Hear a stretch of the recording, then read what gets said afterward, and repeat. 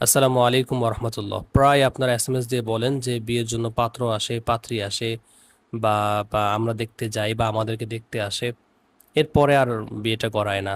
বা অনেকে দেখা যায় যে বিয়ে পর্যন্ত গড়ায় কিন্তু আসলে বিয়েটা আর হয় না। আবার অনেকে দেখা যায় বিয়ে হয়, সেই বিয়ে আর টিকে না। এখানে মূল সমস্যাটা কোথায়? আপনি কখন বা বুঝবেন যে এই পাত্র বা এই পাত্রী আমার জন্য ঠিক আছে? দেখুন, মেয়েদের ক্ষেত্রে কিন্তু ৫টা বিষয় দেখতে হয় বিয়ের ক্ষেত্রে। আপনি যখন একটা মেয়েকে বিয়ে করবেন, মেয়ের ৫টা বিষয়কে আপনি লক্ষ্য করবেন। তো মেয়েদের কোন বিষয়গুলো লক্ষ্য করবেন সেটা ইনশাআল্লাহ পরবর্তীতে আলোচনা করব। আজকে যে আলোচনাটা করব সেটা হচ্ছে ছেলেদের কয়টা বিষয় দেখবেন। মেয়েদের ৫টা বিষয় দেখতে হয়, ছেলেদের কিন্তু আরো বেশি। কম পক্ষে ছেলেদের ৬টা বিষয় আপনারা লক্ষ্য করবেন। যারা গার্ডিয়ান আছেন, যারা পাত্রী আছেন, তারা ছেলেদের ৬টা বিষয় লক্ষ্য করবেন।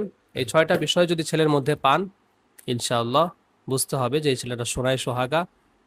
এখানে চোখ বন্ধ করে আল্লাহর উপর ভরসা করে বিয়ে করে নেওয়া যায়। তাহলে আজকে আমরা জানবো যে ছেলেদের কোন ৬টা বিষয় আমরা দেখে বিয়ে করব, যেটার মাধ্যমে আমরা ভালো একটা পাত্র নির্বাচন করতে পারব।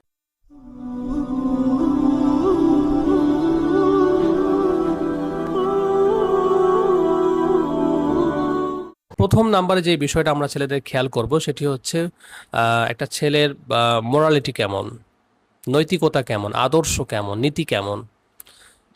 সে যখন আসছে বাস তার মধ্যে বা নীতিগতা কেমন আছে, নৈতিকতা কেমন আছে, এটা তাদের আপনি অন্যভাবে, সে যেখানে জব করে, সে যেখানে চলাফেরা করে, সে যাদের সাথে ওঠা বসা করে, এই জায়গাগুলোতে আপনি খোঁজ নেবেন। সে যেই বাসায় থাকে সেই বাসায় খোঁজ নেবেন, হ্যাঁ, ইত্যাদি ইত্যাদি। তার মাধ্যমে আপনি মোটামুটি ছেলের নৈতিকতা, ছেলের বা মোরালিটি, ছেলের নীতিগত বিষয়, আদর্শ, এগুলো আপনি তখন জাস্টিফাই করে ফেলতে পারবেন। দ্বিতীয় নাম্বার যে বিষয়টা খেয়াল করবেন সেটা হচ্ছে ছেলের রিলিজিয়ন, ছেলের ধর্ম, ধার্মিকতা। তো ধার্মিকতা আপনি যে কিভাবে খেয়াল করবেন, সে আসলে আহ, যখন আপনার বাসায় আসবে তার লেবাস, পোশাক আশাক দেখে মোটামুটি আপনি তার একটা প্রাথমিক ধারণা পেয়ে যাবেন সে আসলে ধার্মিক নাকি বা ধর্ম থেকে, সে ধর্মকর্ম থেকে দূরে থাকে। তো তার প্যান্টের দিকে খেয়াল করলেন, সে আসলে টাকনুর নিচে প্যান্ট, পায়জামা, জামা ইত্যাদি পরছে কিনা।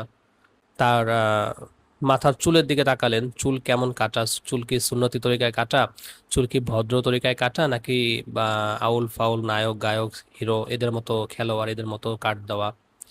তো সব খেলোয়াড়রা খারাপ না, কিছু খেলোয়াড় আছে যাদের চুলের কাটগুলো খুবই বা উগ্র হয়ে থাকে, তো আমি সেই দিকে আসলে মিন করেছি। তো এই বিষয়টা যখন আপনি খেয়াল করবেন তখন কিন্তু আপনি মোটামুটি ধারণা পেয়ে যাবেন, এটা প্রাথমিক ধারণা ছেলেটার ধার্মিকতা কেমন। এরপরে যখন তার সাথে আপনি কনভারসেশন করবেন তখন আসলে তাকে আপনি এই বিষয়টা প্রশ্ন করবেন, আসলে আপনি 5 ওয়াক্ত নামাজ পড়েন কিনা।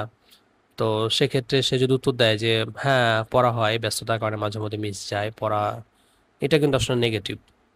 সে যদি বলে হ্যাঁ নামাজের তো আসলে আগে, নামাজই তো আমার ফার্স্ট প্রায়োরিটি, তো এটা হচ্ছে আপনি পজিটিভলি নেবেন। কিন্তু কেউ যদি বলে হ্যাঁ মাঝে মধ্যে পড়া হয় বা মাঝে মধ্যে পড়া হয় না, তাহলে বুঝবেন যে আসলে সেরকম ধর্মকর্মওয়ালা ছেলে না। মাঝে মধ্যে পড়ে, ওই যে স্বাভাবিক নামকে অবস্থা মুসলমান যারা, তারা মাঝে মধ্যেই পড়ে, কিন্তু মুসলমানের জন্য কিন্তু মাঝে মধ্যে পড়া ফরজ না, তাই না? তো এই বিষয়টা খেয়াল রাখবেন।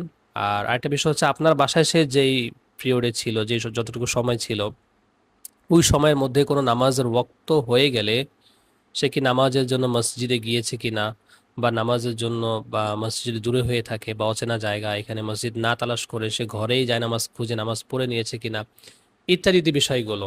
তো যদি ঘরে পড়ে অথচ পাশেই মোটামুটি বেশি দূরে না মসজিদ, তো সেক্ষেত্রে আপনি কিছুটা নাম্বার এখানে মার্কিং কম করবেন যে আসলে জামাতে নামাজ পড়া তো পুরুষদের জন্য আবশ্যক, সে ঘরের মধ্যে যা নামাজ খুঁজতেছে।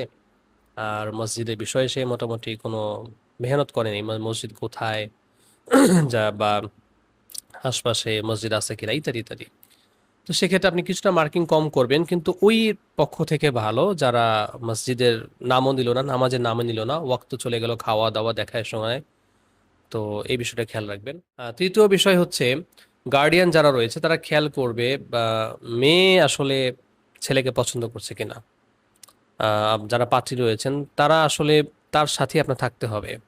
আপনার গার্ডিয়ান পছন্দ করলো, গার্ডিয়ান কিন্তু তার সাথে থাকবে না, সংসার করবে না, আপনাকেই তার সাথে সংসার করতে হবে, বাকিরা জীবন আল্লাহ চাহে তো তার সাথে কাটাতে হবে। তো সেক্ষেত্রে আপনার পছন্দ হয়েছে কিনা, আপনার কি তার সাথে থাকার মতো পছন্দ, মানসিকতা, ভালো লাগা সবকিছু মানে হয়েছে কিনা। এখন ভালো লাগার কিছু বিষয় কমতে থাকবে, পছন্দেরও কিছু বিষয় কমতে থাকবে ফার্স্ট দেখাতে। বাকিগুলো ফিল হবে কখন? যখন আপনি তার সাথে বসবেন, কথা বলবেন। আর এই জায়গায় একটা বিষয় বলে রাখি, অনেকেই কিন্তু দেখা যায় যে কথা বলে বিয়ের আগে। এখানে সিস্টেম হচ্ছে ইসলামিক আইন হচ্ছে একটা ঘর থাকবে যেখানে ছেলে মেয়ে কথা বলবে, তবে সেখানে থার্ড একজন ব্যক্তি উপস্থিত থাকবে, হতে পারে দাদি, নানি, কোনো মুরব্বী সেখানে উপস্থিত থাকবে। তাদেরকে একা একদম রুমের ভিতরে দুজনকে দিয়ে দরজা লাগিয়ে বা তারা আলাদা নিজেদের মতো সময় কাটাবে, এটা আসলে ইসলাম বলে না। সেখানে একজন থার্ড পার্সন থাকবে, মুরব্বী থাকবে, এইভাবে কথা বলতে পারেন। আর আরেকটা বিষয় হচ্ছে, অথবা কেউ থাকলো না, এমন একটা দূরে তারা বসলো যেখান থেকে মুরব্বীরা যেখানে আছে সেখান থেকে তাদেরকে দেখা যাচ্ছে। ওকে, তো এই বিষয়টা খেয়াল রাখবেন, একদমই তাদেরকে নিরালায় দরজা বন্ধ করে দেওয়া যাবে না। আর এখন তো দেখা যায় যে বিয়ের কথা হয়েছে বাস, বা বিয়ের আগ পর্যন্ত মার্কেটে যাওয়া, ঘোরা, শপিং করা, এই সেই, ফ্যামিলিও তাকে পাঠায়, যাও শপিং করে নিয়ে আসো জামাই বাবাজি। বিয়ের আগে জামাই বাবাজি, খবরদার না, এটা কিন্তু ইসলাম একদমই অ্যালাউ করে না। আপনার বিয়ে হওয়ার 1 সেকেন্ড আগ পর্যন্ত সে আপনার জন্য হারাম। অন্য 10টা পুরুষ যেমন, সেও তেমন। অতএব এই জায়গায় গার্ডিয়ান যারা, খুব সতর্ক হতে হবে। হুম। অনেক গার্ডিয়ান এমন বলে যে এক জায়গায় কথা হয়েছিল, বিয়ের কথা আগাইছিল, পরে তো আমরা আসলে যখন দেখলাম যে ছেলেটা আসলে ভালো না, তখন আমরা বিয়ে ক্যান্সেল করে দিছি। এখন মেয়ে জানি কেমন হয়ে গেছে ওই ছেলের জন্য, বা আসলে অন্য কোথাও বিয়ে বসতেছে না, মেয়ে মানসিকভাবে ভেঙে পড়ছে। মেয়েদের মনটা আসলে খুব নরম, হ্যাঁ।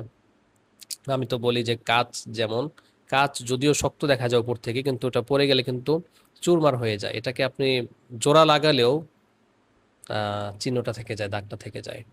তো ঠিক তেমনি মেয়েদের মনটা এরকম নরম, তাদের মনটা যদি একবার ভেঙে যায় তাহলে কিন্তু আসলে সহজে আর ওই জায়গাটা জোড়া লাগে না। তো এই জন্য গার্ডিয়ানদেরকে বলি যে আপনারা বিয়ে হওয়ার 1 সেকেন্ড আগ পর্যন্ত এই জিনিসটা খুব কড়াকড়ি থাকবেন। ছেলে মেয়ে রাজ্যে ভর ফোনে কথা বলা, আরে বিয়ে তো হবেই, কথাবার্তা তো হয়েছেই না, বিয়ে হয়নি, বিয়ের মঞ্চ থেকেও বিয়ে ভেঙে যায়। আমি বারবার বলি যে বিয়ে হবে বলে আপনি হয়েছে কি না বলে না, তাহলে স্টপ।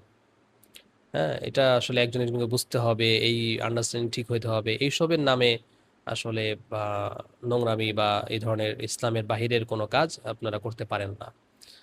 তো যাই হোক, এই একটা বিষয় দেখবেন যে আসলে মেয়ে ছেলেকে পছন্দ করছে কিনা, বা ছেলে মেয়ে দুজন দুজনকে পছন্দ হয়েছে কিনা। হ্যাঁ, বাস মেয়ে পছন্দ হয়েছে, বাস ওকে, আলহামদুলিল্লাহ।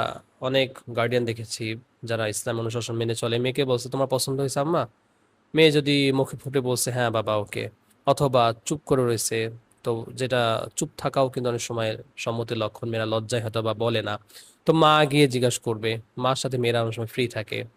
তো যদি বলে হ্যাঁ ওকে সম্মতি আছে তাহলে আগাবেন, কিন্তু মেয়ে কানাকাড়ি করতেছে না, পছন্দ না, কিন্তু বাবা বলতেছে না এখানেই বিয়ে করতে হইতে হবে তোমার, আমাদের পছন্দের কোনো মূল্য নেই, আমাদের, তোমরা আমাদের চেয়ে ভালো বোঝো নাকি, বাবা মা তোমাদের ভালোই চায়, ইত্যাদি বলে কিন্তু আসলে বিয়ে জোর করে চাপিয়ে দেওয়া যাবে না। এটা ইসলাম পছন্দ করে না, বা ইসলাম এভাবে বলেও নি। অতএব যে বিয়ে করবে তার পছন্দটা ফার্স্ট। এরপর 4 নম্বর যে বিষয়টা দেখবেন সেটা হচ্ছে সে আসলে শারীরিকভাবে ফিট কিনা। হ্যাঁ, যদি শারীরিকভাবে ফিট থাকে, আর এদিক সেদিকে যদি দেখেন যে কোনো রোগ বালাই, বড় ধরনের কোনো রোগ বালাই যেটা পরবর্তীতে সমস্যা হতে পারে, এমন কোনো রোগ বালাই আছে কিনা, সেটা আপনারা তদারকি করবেন, জানবেন। হ্যাঁ, তারপরে আসলে বিয়ের জন্য আগানো। অনেক সময় দেখা যায় এমন হয় যে ছেলের পরবর্তীতে বেবি হবে না, ছেলের সেই পুরুষত্ব নেই, অথবা ছেলের অন্য ধরনের কোনো বড় একটা সমস্যা আছে যেটার জন্য পরবর্তীতে মেয়েকে সাফার করতে হতে পারে। তো এই বিষয়গুলো আগে থেকে জাস্টিফাই করবেন যে মেয়ের কোনো বা ছেলের কোনো, যেহেতু আমরা আজকে ছেলের বিষয় নিয়ে কথা বলছি, ছেলে কোনো রোগ আছে কিনা বড়সড় কোনো, এবং ছেলে শক্তিশালী কিনা। ছেলে যদি দেখা যায় একদম জীর্ণ শীর্ণ, ক্ষুধার্ত, ভেঙে পড়ে যাবে এই অবস্থা, আসলে বা এটা ছেলে যখন দেখবেন তখন এই বিষয়টা এড়িয়ে যাওয়াই ভালো। যদি দেখেন যে ছেলে আলহামদুলিল্লাহ ফিটনেস ভালো, শক্তিশালী, তাহলে আলহামদুলিল্লাহ সে যে কোনো কিছু করে খেতে পারবে, সে পরিশ্রমী হতে পারবে, সে উদ্যমী হতে পারবে, উদ্যোক্তা হতে পারবে। আর যদি ছেলে নিজেই দাঁড়াতে না পারে তাহলে সে আসলে পরিশ্রম করতে পারবে না। পরিশ্রমী যদি করার মতো মন মানসিকতা থাকে এবং অ্যাবিলিটি থাকে শারীরিক, তাহলে সে কোনো না কোনো সময় ইনশাআল্লাহ স্টাবলিশ হতে পারবে, সফলতা বা মুখ দেখতে পারবে। তো এই জন্য ছেলে শক্তিশালী কিনা, যেমন আপনারা জানেন সাইয়েদনা মূসা আলাইহিস সালামের একটা ঘটনা। তো ভিডিও লম্বা হয়ে যাবে, আমি ওদিক যাচ্ছি না। তো মূসা আলাইহিস সালাম কিন্তু অনেক শক্তিশালী ছিলেন। তিনি যখন গাছের নিচে বসেছিলেন মাদিয়ান শহরে, তো ওই জায়গায় একটা কুয়া ছিল, যে কুয়ার ঢাকনা, যে মুখটা, এটা 6-7 জন যুবক এসে তারপর উঠাতে হতো, এত ভারী লোহার ঢাকনা ছিল। তো দুইটা মেয়ে সেখানে দাঁড়িয়ে আছে, মেয়েরা উঠাতে পারতেছে না। তখন মুসা আলাহিসাল্লাম ডেকে বলেন, কি হয়েছে, তোমরা পানির জন্য দাঁড়িয়ে আছো, পানি নিচ্ছ না? তো বললো যে আসলে এখানে পুরুষরা আসে, ছেলেরা আসে, তারা ঢাকনা মুখ উঠায়, তাহলে আমরা পানি নিতে পারি। তো মুসা আলাহিসাল্লাম গিয়ে এক হাতেই সেই ঢাকনা উঠিয়ে দিলেন। নবীদের গায়ে আল্লাহ তাআলা অনেক শক্তি দিয়েছেন। তো ওই যেই বা দুইটা মেয়ে ছিল, তাদের বাবা ছিল আবার হযরত শুআয়ব আলাইহিসসালাম, এবং আপনারা ঘটনা জানেন যে পরবর্তীতে শুআয়ব আলাইহিসসালামের সাথেই বিয়ে হয়েছে। তো শুআয়ব আলাইহিসসালাম দেখেছেন এবং মেয়েরাও দেখেছেন সে শক্তিশালী পুরুষ, আর মেয়েরা কিন্তু শক্তিশালী যুবককে, পুরুষকে ভালোবাসে। এটা মেয়েদের একটা বৈশিষ্ট্য। দুর্বল জীর্ণশীর্ণ পুরুষদেরকে মেয়েরা পছন্দ করে না। কিন্তু এখনকার মেয়েরা আবার কেমন যেন, আসলে যেই সমস্ত পুরুষরা আহ, কর্মঠ না, কাজের না, আলসে, নাচ গান করে, কানে দুল, হ্যাঁ, বিটিএস টিটিএস, এটা ভিজলা টাইপের যারা আছে, এদেরকে পছন্দ করে। এই সমস্ত মেয়েরাও আসলে থার্ড ক্লাস। তো যাই হোক,